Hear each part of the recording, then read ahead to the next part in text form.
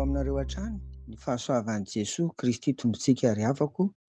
Amen. Nandeha hivavaka isika. Misaotra anao izay Tompo fa menao indray efa hifarana ny herinandro ary dia mahafaly anay izay rehetra nataonao tamin'ny fiainanay tsirairay avy. Misaotra Tompo, voninahitra ho anao amin'ny anaran'i Jesosy. Amen. Tsy mitsahatra isika ry havana ny mifampizary eto ny amin'ny hoe inona no latsika amin'ny fanahy masina. Ny Jaona 3:5-5 indray no vakiana amin'ny anaran'i Jesosy. Jesosy namaly hoe lazaiko eo aminao marina dia marina tokoa, raha misy olona tsy ateraky ny rano sy ny fanahy dia tsy mahazo miditra amin'ny fanjakan'Andriamanitra izy. Izay ateraky ny nofo dia nofo, ary izay ateraky ny fanahy dia fanahy. Amen. Ry havana, raha ny tena marina aloha dia ity andinin-tsoatra masina ity izany efa manomboka eo amin'ny andinin'ny 9. Eo amin'ny andinin'ny 9 no nanazavahan'i Jesosy tamin'ny Nikodemosy fa raha tsy ateraka indray ny olona na ateraka avy any ambony dia tsy mahazo mahita ny fanjakan'Andriamanitra. Eto dia rehefa nateraka dada sy neny ny olona anankiray dia tonga olombelona izy. Fa eto kosa koa dia ambara koa fa izay ateraky ny fanahy no fanahy. Ahoana ary no ahatongavana amin'izany? Rehefa manolo tena ho an'i Jesosy ny olona iray ary miaiky ny hotany namatotra azy ka vonona handeha amin'ny fiainan-bevao dia eto no manomboka miasa ao anatin'ny fanahy masina. Manavao ny olona dia ilay olona maha olona azy iray manontolo. Ny fanahy masina no niteraka azy amin'izao fahaterahanam-baovao izao, nanova sy nanavao ary mibaiko sy mitarika ny fiainany iray manontolo manomboka eo amin'iny fotoana iny.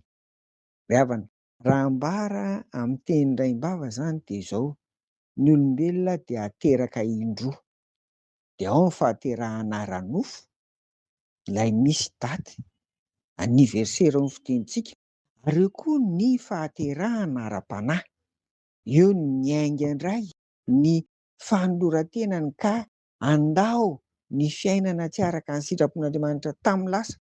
Ary amin'izay fotoana izay raha tena hoe nateraka indray izy nandalo an'izay fahaterahanam-baovao izay ry havana, nateraka avy any ambony dia izao: tsy terena, tsy ivozonana, tsy malahelo izy, amela izay tsy sitrapon'Andriamanitra tahaka ny filan'ny nofo, ny firehaky ny fanahy eto amin'izao tontolo izao sy ny sisa. Rehefa ireny tsy terena, tsy ivozonana izy fa dia amin'ny fifaliana sy ny fiaidanana aza no anajanony any an'ireny ry havana. Ary izay no ahalalana fa tena nateraka indray izy ary ny fanahy masina no miasa manavao manitsy ao anatiny. Manomboka eo amin'ny fotoana iny izy dia tonga zanak'Andriamanitra, manomboka eo amin'ny fotoana iny izy dia tonga ankonan'i Jesosy, ary izay ilay hoe mahita ny fanjakan'ny lanitra satria miompy-piainana amin'Andriamanitra miaraka amin'ny Jesosy Kristy ry havako.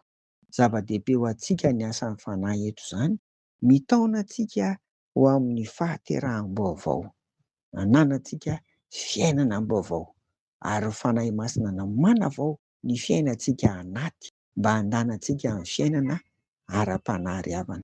Dia misaotra ny tompontsika ny amin'izany. Amen.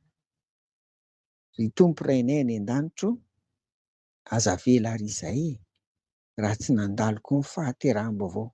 Misy fotoana hanapahana hevitra hifonanay ny amin'ny lasa rehetra ka mba handehananay kosa amin'ny fiainana am-baovao.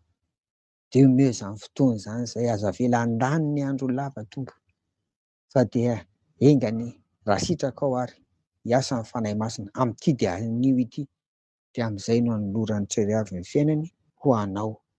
Ateraka avy any ambony izy amin'izay fotoana izay, ateraka araka ny fanahy masina. Dia amin'ny anaranao Tompo nanaovanay an'izany vavaka izany.